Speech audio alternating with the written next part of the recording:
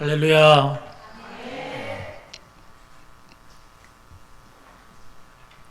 오늘 그 찬양 제가 좋아하는 찬양인데 감사합니다. 여러분 그 찬양을 부른 가수의 삶을 아십니까? 지선이라고 하는 찬양 가수인데 그 자녀가 자폐아예요. 그래서 남보다 더 그 하나님의 은혜를 깊이 생각하고 그 찬양이 자기 마음에서 나오는 중심에서 드리기 때문에 너무나 감동이 됩니다. 그래서 저도 어떻게 그 지선이라고 하는 사모님이 저 처갓집 교회에 와서 간증을 하고 집회를 한 적이 있어서 저희 장모님이 그 CD를 사주는 바람에 알게 됐고 그분의 삶을 이렇게 인터넷을 통해서 많이 듣게 됐어요. 그래서 그분의 찬양을 저도 많이 좋아합니다. 여러분들 살아가면서 가장 힘든 것이 무엇입니까? 가난입니까? 아니면 병든 몸입니까? 아니면 남들한테 무시당하는 겁니까? 아니면 배신당하는 겁니까? 아니면은 억울한 것입니까? 억울한 걸 당해보셨어요? 저도 억울한 걸 당해봤어요. 저 청년 사역자일 때 저를 모함하는 말이 어떤 말이냐면 청년하고 바람이 났다.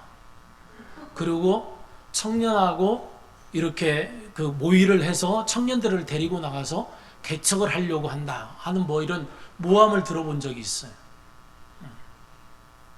모함을 들을 때에 사람이 마음에 어떤 마음이 생겨요? 억울해서 못 살겠죠. 분노가 생깁니다. 그런데 오늘 말씀에도 보면은 그래요. 오늘 말씀에 보면은 핍박을 받고 있는 로마 교회를 이야기하고 있습니다. 독생자 아들을 십자가에 내어주시기까지 사랑하셔서 하나님의 백성과 하나님의 자녀로 주의 몸된 교회를 부르셨습니다. 그런데 왜 교회가 핍박과 박해를 당하도록 하나님은 그냥 두실까요? 정말 교회가 잘못해서 핍박을 당했다고 하면은 괜찮아요. 우리가 교회사를 보면 로마에 10대 박해가 있습니다. 초대교회에 10대 박해가 있어요. 그런데 첫 번째 박해와 두 번째 박해가 지금 이 로마서를 받을 때에 그 시기와 겹쳐요. 그 첫 번째 박해는 누구냐면 네로 황제의 박해입니다.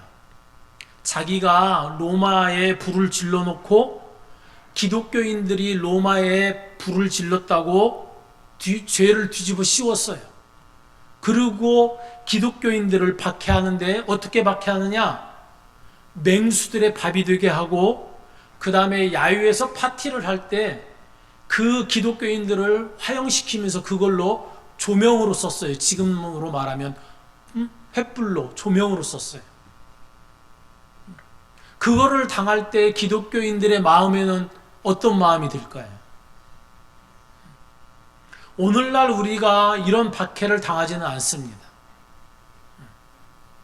두 번째 박해는 누구냐면 도미티아누스 황제의 박해인데 황제 숭배를 강요하는데 황제 숭배를 거부하죠. 기독교인들은 누구만 섬겨요? 하나님만을 섬겨요. 그러니까 그 황제 숭배를 거부하고 그 다음에 이 기독교에 동조하는 사람들, 기독교인들뿐만 아니라 기독교에 동조하는 사람들까지 반역으로 몰아서 박해를 합니다. 이때에 사도 요한이 반모섬에 유배돼요. 그리고 기독교인들은 그 박해를 피해서 지하 무덤 카타콤에 가서 예배를 하고 신앙을 지키는 일들이 있었습니다. 사랑하는 성도 여러분, 우리가 신앙을 따라 살아가는데 오히려 하나님은 우리에게 형통함을 주시지 않고 오히려 박해를 주셔요. 핍박을 주셔요. 그러면은 하나님에 대한 믿음이 어떻겠어요? 자꾸 흔들리지 않겠어요? 하나님 왜 도대체 핍박과 이 박해를 주십니까? 오히려 내가 믿음으로 살려고 할 때 형통함을 주셔야 되지 않습니까? 라고 하나님을 원망할 수도 있지. 성도들도 오늘날 보면은 그래요.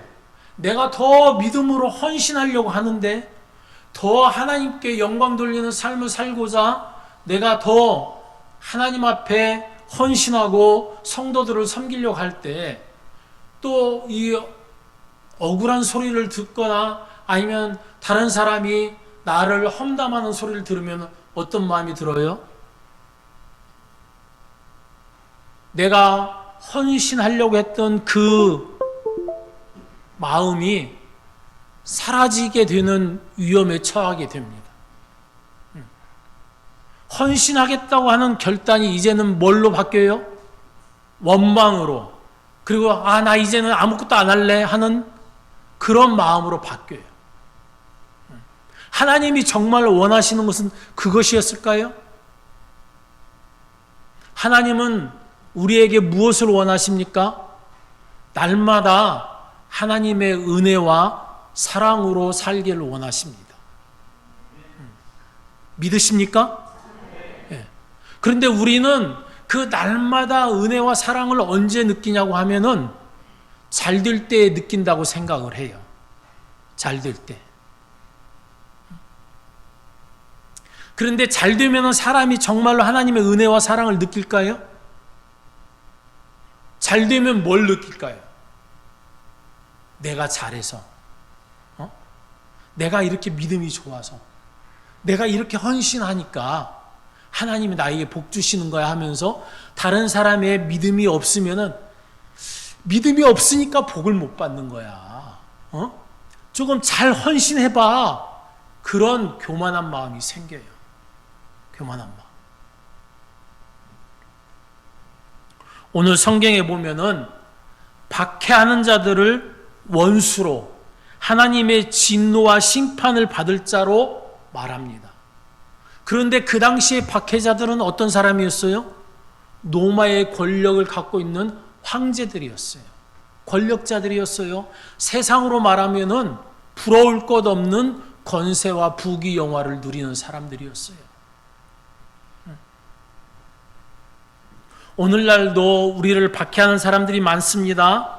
믿지 않는 가족, 믿지 않는 친구들, 그래서 예수 믿느라고 가난하면은 야 예수 믿어서 그 정도밖에 못 사냐 조롱하고 멸시합니다.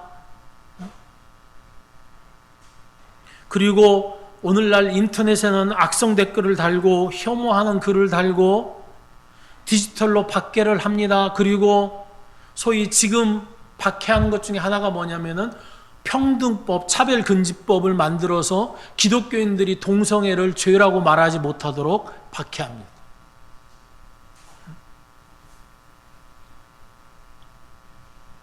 그런데 하나님은 오늘 박해자를 어떻게 대하라고 말씀하세요?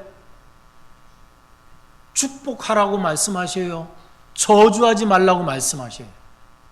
여러분, 박해하는 자들에 대한 우리가 쉽게 나오는 게 뭡니까? 저주예요. 우리가 힘들게 하면, 남편이 힘들게 하면 뭐라고 그래요? 세상 사람들이 쉽게 얘기하죠. 귀신은 뭐하나 저런 인간 안 잡아가고 그러죠. 믿지 않는 사람도 자기를 힘들게 하면은 제일 먼저 쉽게 나오는 반응이 뭐예요? 저주예요. 나를 힘들게 할 때 어떻게 생각하겠어요? 사람들 마음에도 그런 마음이 있는데 우리 마음에 그런 마음이 들지 않겠어요? 그래서 하나님은 오늘 말씀하셔요. 박해하는 자를 뭐라고요? 축복하라고. 박해하는 것을 참고 견디는 것도 힘든데 축복하라고 하면 하겠어요? 할 수가 없어요. 할 수가. 어떤 마음이 생기냐고 하면은 하나님은 왜 저런 자를 심판하지 않으실까라고 하는 생각이 먼저 들 거예요. 하나님은 왜 나를 이렇게 힘들게 하실까라고 하는 마음이 들 거예요. 축복보다는 내 마음에 원망과 불평이 생길 겁니다.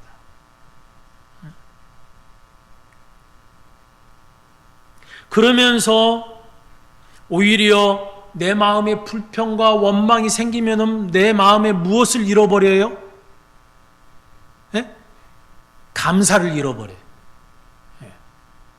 감사는 무엇에서 나옵니까? 형통할 때 나옵니까? 우리는 형통할 때 감사가 나오죠. 그러나 우리가 잃어버리기 가장 쉬운 게 뭐냐? 하나님의 인자하심이, 그리고 하나님이 우리에게 주시는 평강을 잃어버려요.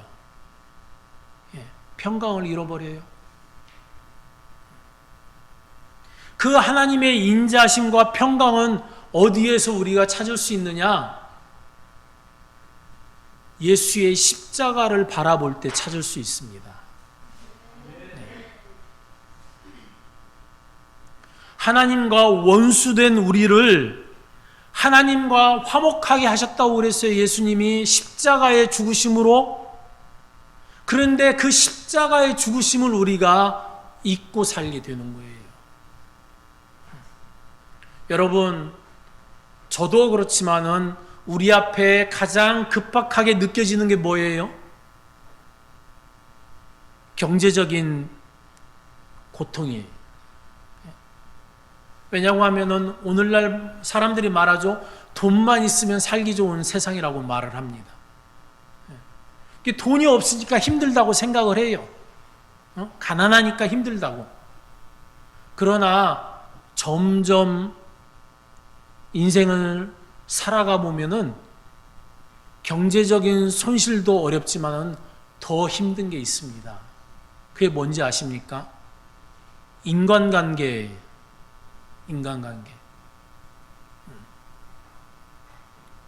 제 아들이 저한테 한번 이런 얘기를 했어요. 우리는 명절 때마다 시댁에도 가고, 그러니까 이제 친할아버지 집에도 가고 외할아버지 집에도 가는데 자기 친구들은 안 간다는 거예요. 왜 그러겠어요? 형제들끼리 등을 돌려버렸어요. 배신감 때문에. 돈 빌려줬더니 돈을 안 갚고 배신을 때렸다고 소위 등을 돌려버렸어요. 얼마 전에 저도 그냥 지나가는 TV로 이렇게 봤는데 자기가 집 나와서 음악을 한다고 30년간 아버지를 찾아뵙지 않은 거예요. 이게 이제 락 발라드, 이제 뭐 락 음악 한다고 하면서 약간 조금 그 희한한 그 꾸밈을 하고 다니잖아요. 그런데 그 트로트 하는 9살짜리인가 10살짜리의 노래를 듣고 자기가 아버지한테 전화를 했다는 거예요. 그리고 아버지한테 사랑한다고 표현했다는 거예요. 나이가 들수록 경제적인 어려움도 어려움이지만은 가장 큰 어려움은 인간관계의 어려움이에요. 사랑하는 성도 여러분, 인간관계의 어려움이 올 때에 우리가 아까처럼 이렇게 분노하고 오히려 원망하면은 우리 마음에 있던 하나님의 은혜도 잃어버리고 하나님에 대한 원망으로 인해서 하나님께 가까이 나가는 그런 예배의 삶도 잃어버리게 되는 거예요. 그래서 우리가 그 예배의 삶을 더 풍성하게 회복할 수 있는 길은 뭐냐? 핍박을 당하고 어려움을 당할 때 나를 위해 자기의 생명을 내어주신 예수 그리스도의 십자가를 바라봐야 됩니다. 예수님이 십자가에서 모진 고통을 당하셨어요. 억울한 죽음을 당하셨어요. 죄도 없고 흠도 없는 분이 우리의 죄의 짐을 짊어지시고 십자가에 죽으셨다고 말해주고 있습니다. 그 십자가의 예수를 바라보지 않으면은 우리가 우리에게 주신 하나님의 그 인자하심과 평강을 지키지 못하게 되는 거예요. 그래서 우리가 그 그 어려움을 겪을 때일수록 우리가 할 수 있는 길은 뭐예요? 성령 안에서 기도하고 축복하는 거예요. 축복은 내 힘으로 안 됩니다. 성령의 역사하심이 있어야만이 내가 그를 축복할 수가 있어요. 하나님이 우리를 축복하신 것처럼, 또 예수님이 십자가에서 저가 하는 일을 알지 못하오니 용서해 달라고 축복하신 것처럼 그 축복은 성령의 감동이 있어야만이 가능한 거예요. 사랑하는 성도 여러분, 그렇게 우리가 성령 안에서 기도하고 축복할 때에 하나님께서 우리의 기도를 들어주셔서 그를 마음을 변화시켜 주시고 새롭게 해주시고 그가 교회에 나올 수 있도록 인도해 주신다고 하면은 내 기도의 응답이 이루어지잖아요. 하나님의 인자하심과 하나님의 그 자비로우심의 풍성함이 어떠한가를 알게 되잖아요. 그래서 나만 그 은혜를 누리는 게 아니라 교회 공동체도 그 하나님의 용서하시는 인자하심과 풍성한 긍휼과 선하심을 함께 누리게 되는 거예요. 그래서 핍박을 당하고 박해를 당할 때에 오히려 하나님은 축복하라고 말하고 있습니다. 축복할 때에 내가 하나님의 그 인자심과 긍휼하심의 선하심의 은혜를 잃어버리지 않고 교회 공동체도 그 은혜로우심의 충만함을 누리게 된다고 말씀하고 있는 거예요. 그래서 내가 불평하고 원망하는 걸로 반응하기보다는 성령 안에서 축복하고 기도하는 걸로 반응하는 사람이 되어야 돼요. 그래야 하나님의 은혜를 누리게 되는 거예요. 그래야 내 삶에 하나님의 은혜가 사라지지 않는 거예요. 하나님의 은혜의 풍성함을 누리게 되는 거예요. 은혜의 풍성함. 사랑하는 성도 여러분, 우리가 우리를 험담하는 사람이나 비난하는 사람, 믿지 않는 남편이나 믿지 않는 가족들이나 믿지 않는 형제들이 더 할 때가 많죠. 가까운 사람이 할 때가 많아요. 멀리 있는 사람은 별로 관심이 없어요. 그래서 어느 면에서 예수님께서 말씀하시기를 원수가 집안에 있다라고 말씀하신 적도 있어요. 그렇기 때문에 우리가 그 사람의 마음을 우리의 힘으로 바꿀 수 없기 때문에 기도해야 되는 거예요. 그리고 축복해야 되는 거예요. 오히려 저기에서 우리를 박해를 하고 험담을 해도 내가 축복을 하면은 누가 편히 쉴 수 있어요? 축복하는 사람은 편히 쉴 수 있어요. 험담하는 사람은 양심에 찔려서 편히 쉬질 못해요. 그래서 오히려 우리가 하나님의 은혜를 누리기 위해서는 우리의 심령에 하나님이 주시는 평강, 그 샬롬을 내가 계속적으로 누리기 위해서는 축복의 기도를 하는 거예요. 축복의 기도를. 그래서 오늘 읽은 말씀에 보면은 뭐라고 말하고 있어요? 저주하지 말라고 말하고 있어요. 그리고 악을 악으로도 갚지 말라고 말하고 있어요. 할 수만 있으면 모든 사람과 더불어 화목하라고 말하고 있어요. 그리고 원수 갚는 걸 친히 하지 말고 하나님께 맡기라고 말하고 있어요. 그리고 오히려 원수가 줄이거든 먹이고 목마르거든 마시게 해라. 그러고 말하고 있어요. 그리고 악에게 치지 말고 선으로 악을 이기라고 말하고 있어요.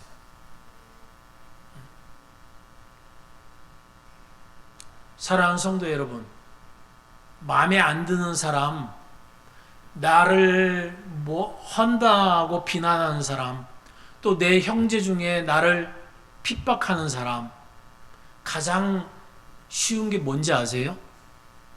제일 할 수 있는 게 돈을 베푸는 거예요. 돈을 베푸는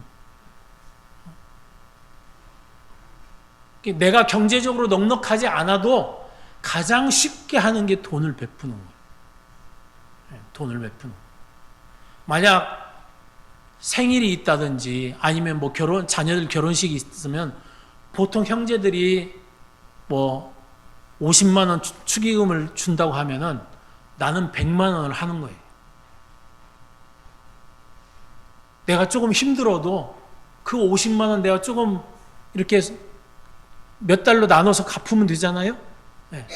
그렇게 하는 거예요. 그게 가장 쉬워요. 내가 가서 막 말을 잘 하고 막 이렇게 못하더라도 한번 그렇게 하는 거예요. 그게 가장 쉬워요. 돈으로 하는 게 가장 쉬워요. 살아보세요. 돈으로 하는 게 가장 쉬워요. 돈으로 하는 게.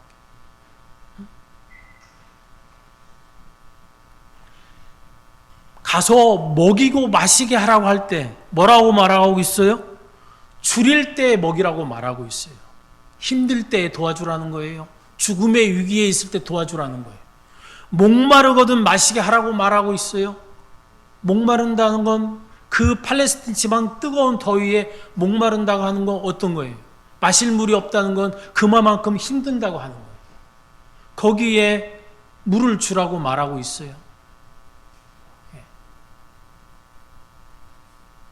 사랑하는 성도 여러분, 우리가 행할 수 있는 비결은 우리의 힘에서 나오는 게 아닙니다. 성령님의 능력에서 나오는 거예요. 그래서 내가 하나님의 그 인자하심, 그 은혜를 내가 누릴 때에 성령의 충만함을 누릴 수가 있어요. 그래서 내가 늘 관심 있는 부분은 뭐예요? 하나님의 은혜를 잃어버리지 않는 거예요. 잘 먹고 잘 사는데 내 관심을 두는 거는 세상 사람들. 나도 잘 먹고 잘 사고 싶은 마음이 있지만은 가장 우리가 잃어버리지 않아야 될 게 뭐냐? 하나님의 인자하심. 하나님의 선하신 그 은혜를 잊지 않아야 되는 거예요. 그것을 잃어버리지 않고 살아야 되는 거예요. 그래서 하나님의 사랑과 하나님이 내 삶에 도우시는 그 은혜를 간구하면서 살아가는 사람이 되어야 됩니다. 그 도우시는 은혜가 없으면은, 하나님의 넘치는 사랑이 없으면은 나도 그 은혜 가운데 살지 못하게 되는 거예요. 내가 그 은혜 가운데 살아야 주의 몸된 교회 공동체도 그 은혜 가운데 살게 되고 내 가정도 그 은혜 가운데 살게 되는 겁니다. 오늘 우리가 읽지는 않았지만은 한번 이 말씀을 읽어볼까요?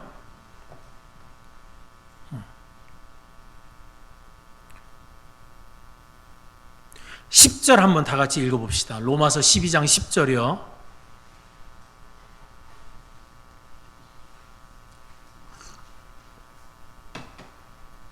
다 같이 한번 읽겠습니다. 시작. 형제를 사랑하여 서로 우애하고 존경하기를 서로 먼저 하며. 뭐라고 말하고 있나요?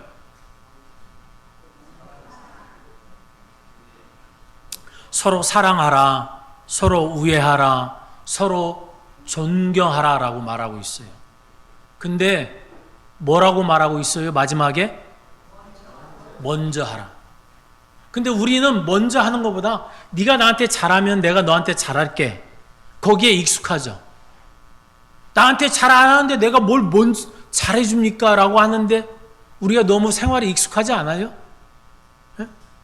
나한테 잘해줘야 나도 잘해주지라고 하는데 우리가 익숙해요. 그러나 성경은 요한일서 4장 19절에 우리가 사랑하면 그가 먼저 우리를 사랑하셨다라고 말하고 있습니다. 하나님이 먼저 우리를 사랑하셨다라고 말하고 있어요. 원수된 우리를 먼저 사랑하셔서 화목하게 하셨고 죄인된 우리를 먼저 사랑하셔서 아들을 십자가에 내어주시기까지 사랑하셨다고 말하고 있어요. 우리가 그 십자가를 생각하면은 먼저 사랑하는 삶을 살아야 됩니다. 하나님이 나를 먼저 사랑해 주신 것처럼 나도 먼저 사랑하려고 해야 돼요. 남편이 원수처럼 느껴져도 내가 먼저 남편을 사랑하고 베풀어야 돼. 왜요? 남자는 단순하니까. 누구든지 먼저 사랑하는 사람이 돼야 돼. 그리스도인은 내가 먼저 사랑하려고 해야 돼. 그게 하나님의 은혜와 사랑을 잃어버리지 않고 살아가는 비결이에요. 그게. 사랑하기 힘든 사람을 사랑하면서 하나님이 원수된 나를 얼마만큼 사랑하기 힘드셨을까를 깨달아야 돼요. 죄인된 나를 사랑하시기에 얼마나 힘드셨을까? 그 하나님이 나를 사랑하신 그 은혜를 하나님 내가 잊지 않고 그 사랑으로 나도 사랑하게 해달라고 기도하면서 사랑하는 사람이 돼야 돼.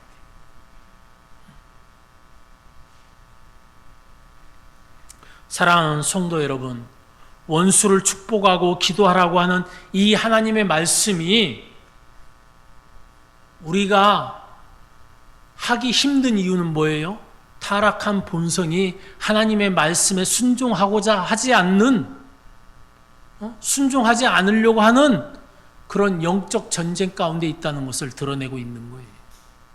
그래서 우리가 이 영적 전쟁에서 패배하면 어떻게 돼요? 하나님의 은혜를 잃어버려요. 오히려 원망하고 불평하는 마음으로 사단의 유혹에 넘어가고 사단이 부추기는 심령으로 살아가는 거예요. 하나님이 성령이 감동되는 대로 살려고 하면은 내가 축복하고 먼저 사랑하고 먼저 베풀고 그리고 모든 것을 하나님께 내어 맡기고 내가 원수 갚으려고 분노하고 원망하기보다는 어떻게 하면 사랑을 베풀어서 저 사람이 나처럼 예수 믿고 변화되게 할까? 거기에 관심이 있어야 되는 거예요. 거기에. 내 형제가, 내 친구가 어떻게 하면 예수 믿고 변화되게 할까? 거기에 관심이 있어야 되는 거예요. 거기에.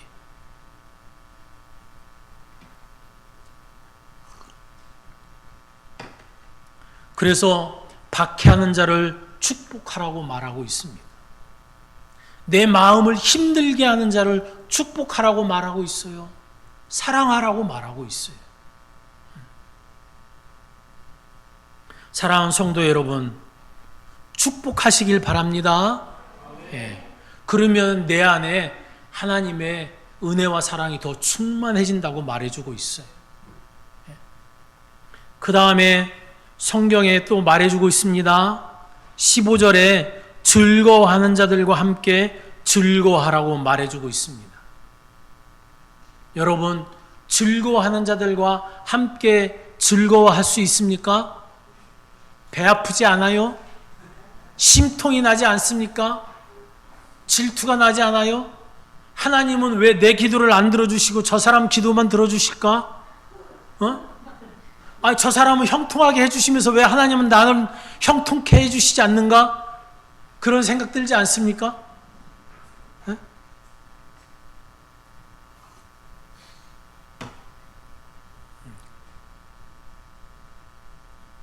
다른 사람이 형통한 거 마음에 편안함이 없다고 하면은 그것도 우리가 한 가지 더 말씀을 깨달을 필요가 있습니다. 고린도전서 12장 26절 한번 찾아서 읽겠습니다.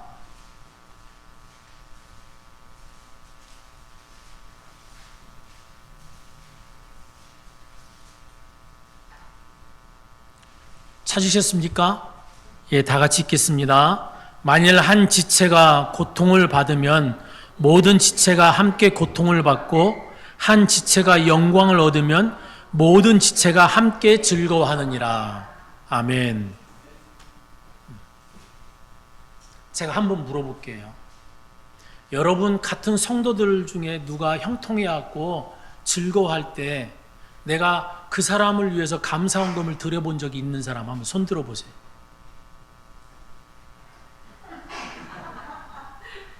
없죠? 당연한 거예요. 제가 몇백 명 있는 교회에서 부교역자를 할 때 내가 설교할 때도 그 말을 한번 해본 적이 있어요. 여러분, 옆에 있는 성도가 형통할 때 내가 감사헌금을 드려보고 함께 기쁨을 나눠본 적이 있습니까? 한번 손 들어보세요. 있는 사람. 있었을까요? 없어요. 없어요.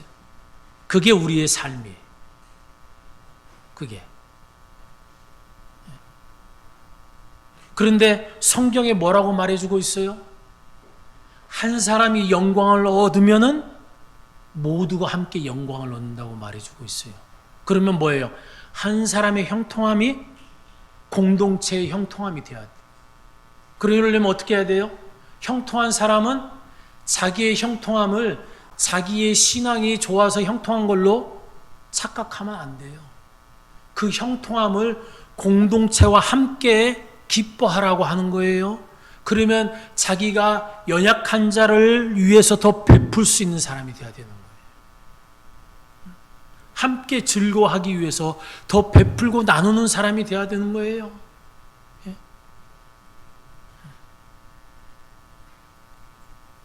사랑하는 성도 여러분, 정말로 함께 기뻐하는 거, 그것이 우리 신앙의 가장 아름다운 모습이에요.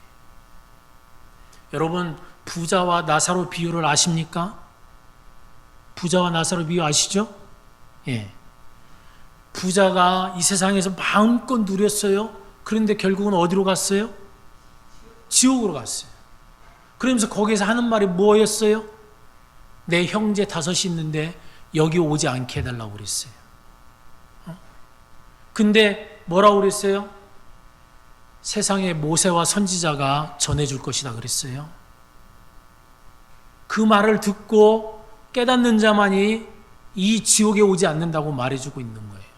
그런데 알고 보세요. 자, 그 지옥에 오지 않기를 누가 가장 원하실까요? 아시네요. 하나님이 가장 원하세요. 그래서 하나님이 누구를 내어주셨어요? 독생자 아들을 내어주셨어요. 예수 그리스도를 내어주셨어요.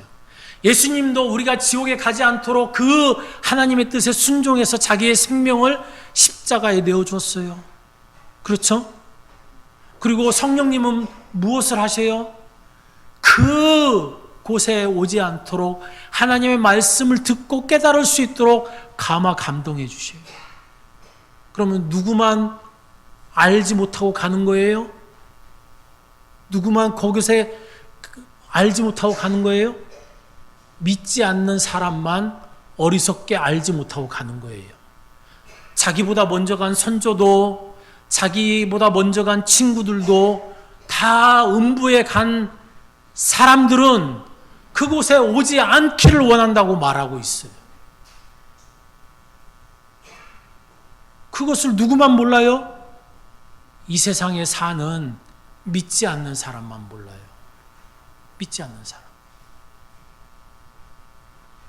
우리가 그것을 알잖아요. 그래서 전도하는 거예요. 그것을 알려주는 거예요.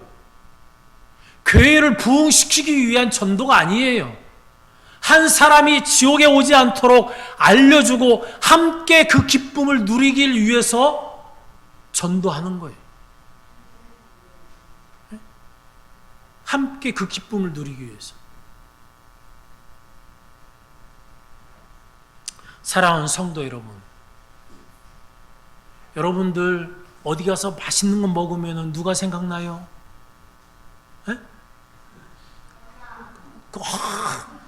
너 몇 학년이야? 6학년. 엄마 누구야? 엄마 손 좀 들어봐요. 아니 엄마 네 엄마 안 계셔? 효녀다. 정말로 맛있는 거 먹으면은 사랑하는 사람이 제일 생각나지 않아요? 부모님이 생각나거나 남편이 생각나거나 아니면은 아내가 생각나거나 그러지 않는다고 하면은 그 사람은 나쁜 사람이에요. 응? 왼수 같은 남편이라고 생각이 안 난다고 하는 사람은 남편을 긍휼히 여기고 사랑하시길 바랍니다. 사랑하는 성도 여러분, 좋은 것을 함께 누리고 싶은 사랑하는 사람이 생각나지 않습니까? 지옥에 가지 않으려고 모든 것을 내어주고 우리를 먼저 사랑하신 하나님의 사랑을 우리가 알지 않습니까?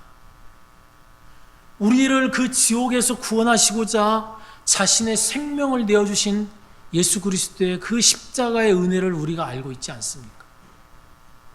그것을 알려주는 게 전도예요. 그것을 알려주는 게 전도예요. 다른 게 아니에요.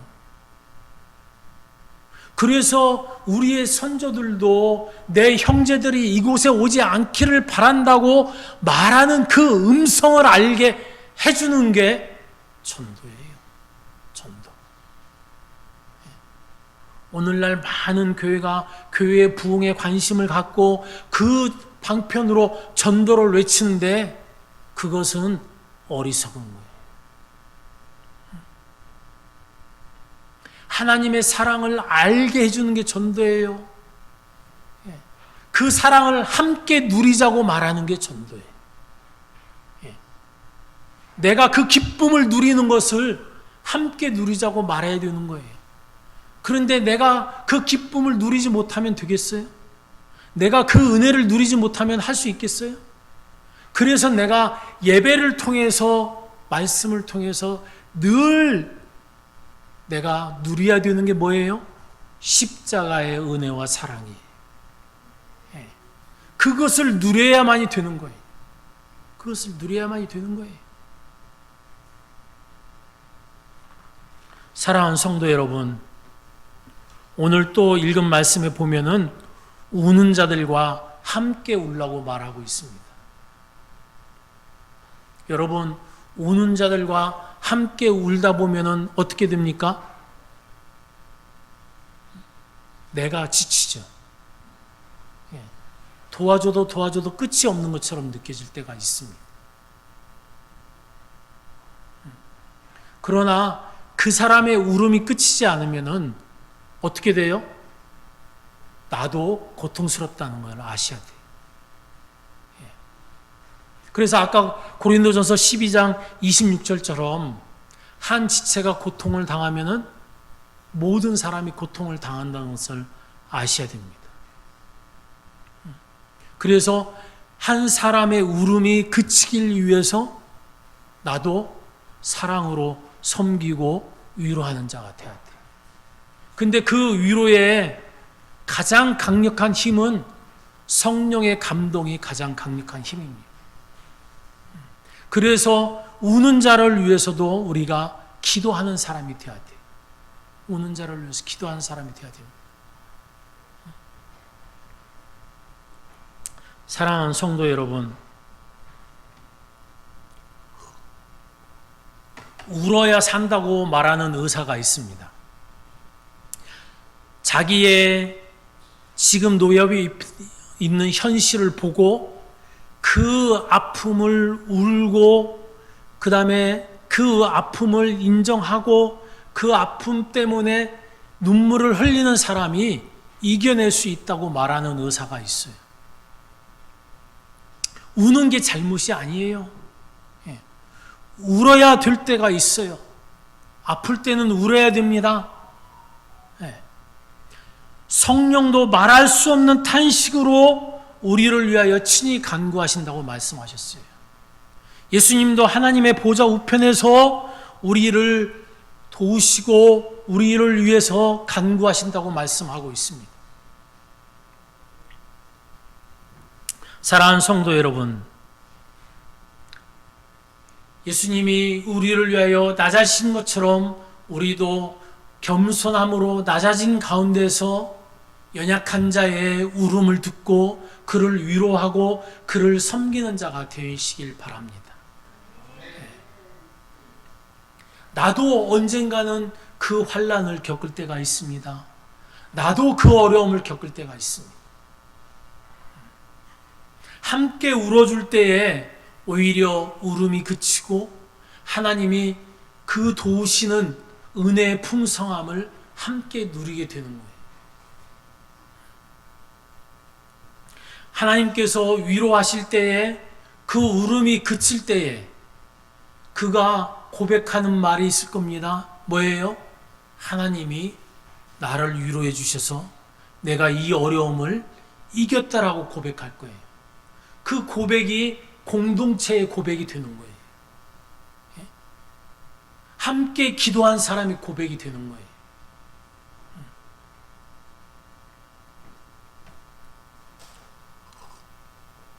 우리는 아직도 공동체로 하나 되었다는 의식이 별로 없습니다.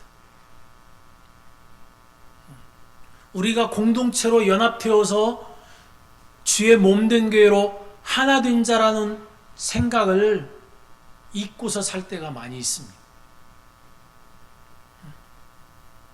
한번 옆에 있는 사람 손 붙잡고 한번 얘기해 보세요. 당신과 나는 하나입니다. 진짜 하나예요? 하나님과 나는 하나입니다. 예수님과 나는 하나입니다. 성령님과 나는 하나입니다. 교회와 나는 하나입니다. 주의 몸된 교회인 성도들과 하나인 것을 인정하십니까? 정말로 인정하세요? 그런데 형통한 것에 대해서 기뻐하고 감사함을 한 번도 드려본 적이 없어요? 에?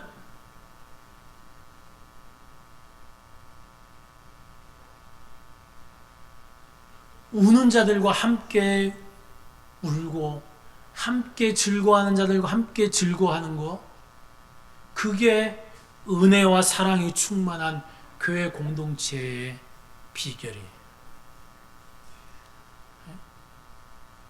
그렇게 할 때 내 안에 하나님의 은혜와 사랑이 충만해지고 교회 공동체 안에도 우리 가정에도 은혜와 사랑이 충만하게 되는 거예요.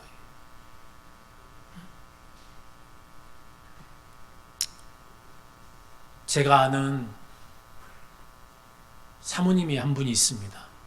제 아내와 기도 모임에 같이 하는 사모님인데, 그 사모님은 무거운 인생의 짐을 두 어깨에 짊어지고 사십니다. 두 아들이 있는데 두 아들이 다 자폐아예요. 어렸을 때는 사모님의 힘으로 돌볼 수 있으니까 그나마 나았었는데, 이제 아들이 30이 넘어가니까 어머니의 힘으로 되는 게 아니에요. 통제가 되질 않아요. 오히려 아들의 힘을 이기지 못합니다. 너무나 힘들고 낙심이 되어서 그 기도 모임 공동체에 연락을 끊고 몇 년을 사셨어요.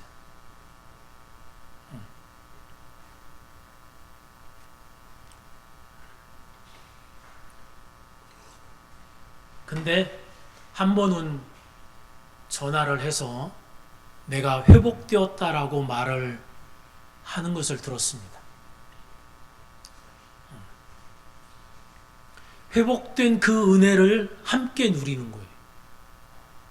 여러분, 자폐 한 명에도 힘들어요. 근데 아들 둘인데 아들 둘이 다 자폐이면은 어떻게 했어요? 오늘날 뉴스 보면은 자기 생명을 끊는 사람 많지 않아요? 그런데도 그 두 아들을 품고 삽니다. 두 아들을 품고 살아요. 왜요? 늘 우리가 방송에서나 이런 얘기 많이 듣지 않습니까? 자폐아나 장애인의 부모들은 소원이 있습니다. 무슨 소원인지 아십니까? 에? 아시네. 내가 내 자식보다 하루만 더 살게 해달라. 하루만 더 살게 해달라고. 저걸 누가 책임지겠냐고. 내가 책임지지 않으면 누가 책임지겠냐고 하죠. 그게 부모의 심정이에요. 왜 그렇게 부모가 말합니까? 예? 왜 그렇게 말해요? 그 자식과 하나된 심정으로 사니까 그래요. 하나된 심정으로. 그 자식과 하나된 심정으로 사는 사람은 자기밖에 없는 거예요. 자기밖에. 이 세상에 수많은 사람이 있는데도 그 아들을 품어줄 만한 심령을 가진 사람이 자기밖에 없는 거예요. 자기밖에. 우리가 이 땅에 살면서 자녀를 마음에 품고 사는 것은 부모가 제일 품고 살지요. 여러분들도 여러분들의 자녀를 그렇게 품고 살지요. 하나님이 우리를 그렇게 품으셨으니까 하나밖에 없는 독생자를 십자가에 내어주시고 우리를 살리신 거예요. 우리를 품으시는 그 은혜와 사랑을 깊이 묵상해 보시길 바랍니다. 우리도 그렇게 품을 수 있는 능력은 우리의 지혜와 우리의 능력과 우리의 힘에서 나오는 게 아닙니다. 성령 하나님의 감동에서 나옵니다. 여러분, 성도를 품는 거, 형제를 품는 거, 믿지 않는 자를 품는 거, 나를 힘들게 하는 사람을 품는 거, 축복하는 거, 다 성령의 감동이 아니면은 할 수가 없습니다. 낙심한 자를 품고 돌보는 거, 그 성령의 역사가 아니면은 힘듭니다. 사랑하는 성도 여러분, 여러분들은 복음서에 기록한 말씀 중에 보면은 예수님이 문둥병자나 많은 병든 자를 치료해 주신 것을 보게 됩니다. 그 치료해 주신 이유는 그들은 예배의 자리에 나올 수 없는 사람이에요. 나병에 걸렸거나 혈류증에 걸렸거나 그런 사람들은 부정한 사람으로 예배 공동체에 나올 수 없는 사람들이에요.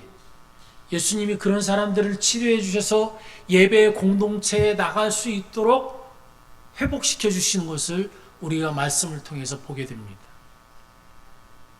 우는 자들을 여러분 섬기는 이유는 뭡니까? 그들이 낙심의 자리에서 예배의 자리로 나올 수 있도록, 회복의 자리로 나올 수 있도록 섬기는 거예요. 섬기는 거예요. 그래서 우리가 그 회복의 은혜를 함께 누리는 거예요. 그 회복의 은혜를 함께 누리는 거예요. 그 회복의 은혜를 누릴 때에 누구를 바라보겠어요? 회복시켜 주신 하나님의 은혜를 바라보지 않겠어요? 네? 그러면서 그 은혜의 부유함을 함께 누리게 되지 않겠습니까? 사랑하는 성도 여러분, 그 회복의 은혜를 함께 누리는 자가 되시길 바랍니다. 그래서 우리가 주 안에서 함께 한 가족된 믿음의 형제로서 성도로서 서로를 섬기고 돕고 위로하는 거예요.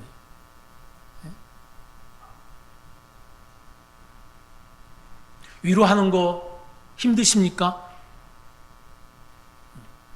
하나님이 나를 위로하시는 것처럼 내가 위로할 수 있게 해달라고 기도하시길 바랍니다. 하나님이 나를 위로하시는 그 은혜를 누려야 돼요. 하나님이 나를 위로해 주시고 나를 회복해 주시는 그 은혜를 누려야 돼요. 하나님이 위로하실 때에 주의 종의 말씀을 통해서 위로해 주시기도 합니다. 찬송을 통해서 위로해 주시기도 합니다. 기도를 통해서 위로해 주시기도 합니다. 또 누구와 함께 식사를 할 때 위로해 주시기도 합니다.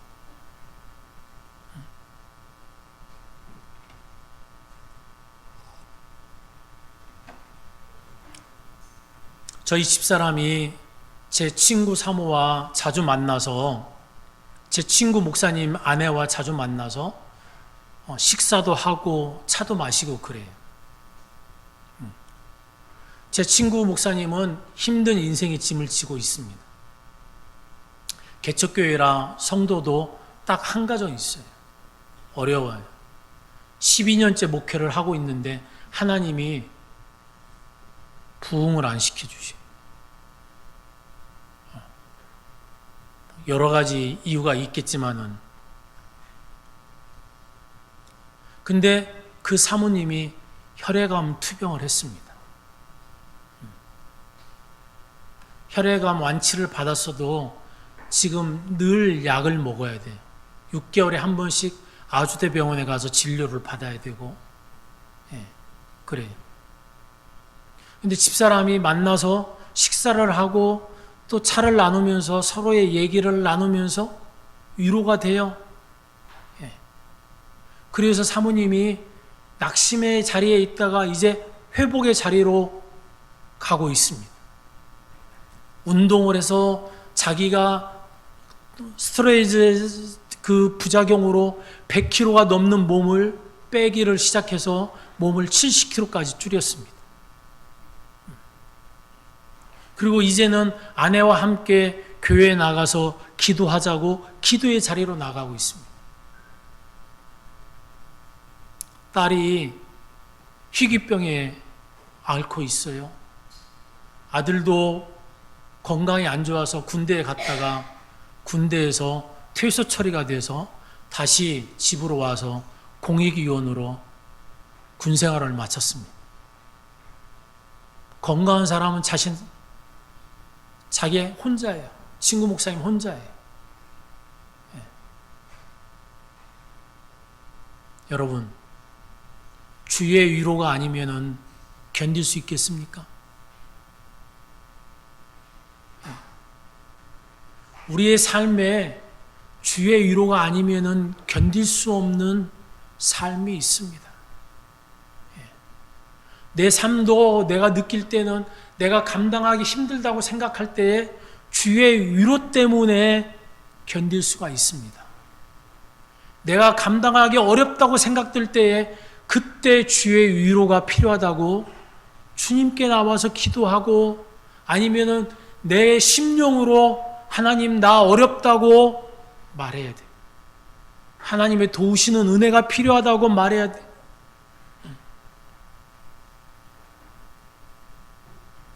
사랑하는 성도 여러분, 우리가 이 말씀을 통해서 내 자신도 은혜와 사랑을 잊지 않고, 내 가정도 은혜와 사랑이 충만하고, 내가 섬기는 주의 몸된 교회도 은혜와 사랑이 충만한 교회로 든든히 서기를 주의 이름으로 축복합니다. 그 가정과 그 교회 공동체가 되기 위해서는 내가 은혜와 사랑이 충만하도록 주의 십자가를 바라보고 하나님의 은혜와 사랑을 잊지 않고 살아가는 사람이 되어야 됩니다. 어려울 때일수록 주의 십자가를 바라보고 주의 그 은혜를 힘입어서 하루하루를 살아가는 저와 성도님이 되시기를 주의 이름으로 축복합니다. 다 같이 기도하겠습니다.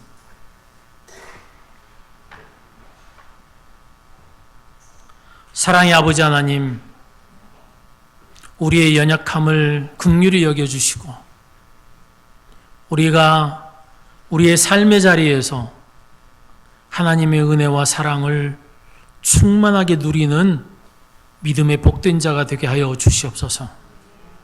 뿐만 아니라 우리의 가정에도 주의 은혜와 사랑이 충만하길 원합니다. 우리의 자녀들이 주의 은혜와 사랑이 충만한 가운데서 성장하게 하시고, 우리의 부모들이 주의 은혜와 사랑이 충만한 가운데 남은 여생을 보내게 하시고, 우리도 주의 은혜와 사랑이 충만한 가운데 오늘을 기뻐하며 감사하며 하나님께 영광 돌리는 자가 되게 하여 주시옵소서. 아버지 하나님, 주의 은혜와 사랑이 충만한 교회 공동체가 되길 원합니다. 누가 와도 주의 은혜와 사랑으로 하나가 되게 하시고 함께 기뻐하게 하시고 함께 하나님의 위로와 평강을 누리게 하여 주시옵소서. 하나님께서 날마다 함께 하심을 믿고 감사드리오며 예수님의 이름으로 기도합니다. 아멘.